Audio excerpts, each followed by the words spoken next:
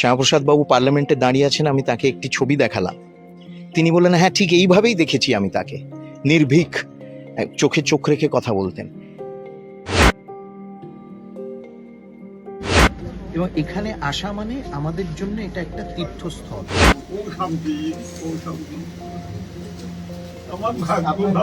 আপনাকে ছুলাম, শ্যামাপ্রসাদ বাবুর স্পর্শ পেলাম।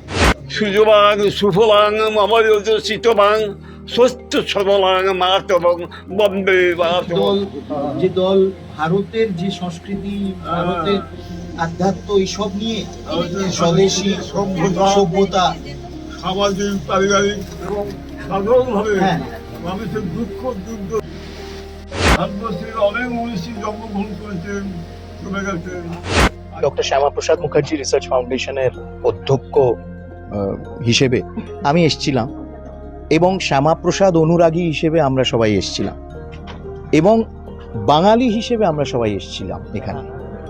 এখানে আমাদের যারা বন্ধুরা রয়েছেন তারা তার সাথে যোগাযোগ রেখেছেন এবং নিরন্তর যোগাযোগ রেখেছেন, তাদেরকেও ধন্যবাদ জানাচ্ছি।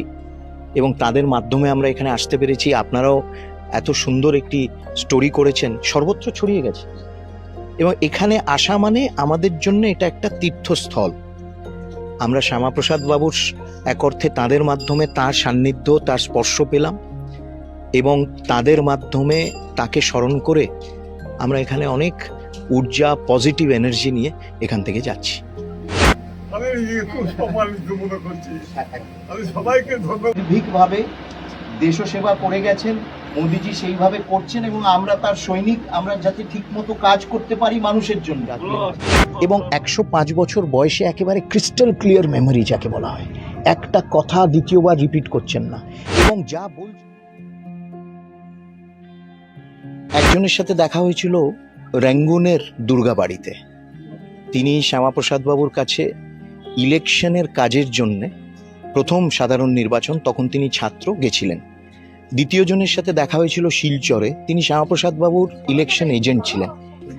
এবং ইটিভি এই স্টোরি করার পর আমার তৃতীয় ব্যক্তির সাথে দেখা হলো, যিনি শ্যামাপ্রসাদ বাবুকে পার্লামেন্টে দেখেছেন এবং তার সান্নিধ্য এবং তার কথা শুনেছেন। এটা কিন্তু একটি বিরল ঘটনা, এবং আমার গায়ে কাঁটা দিচ্ছে আমি যখন বলছি এ কথা। এবং নিজে আমি খুব ইমোশনাল হয়ে যাচ্ছি।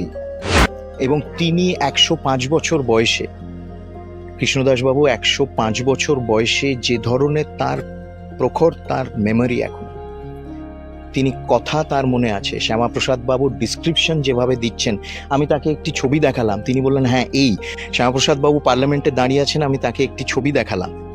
তিনি বললেন, হ্যাঁ ঠিক এইভাবেই দেখেছি আমি তাকে। নির্ভীক, চোখে চোখ রেখে কথা বলতেন।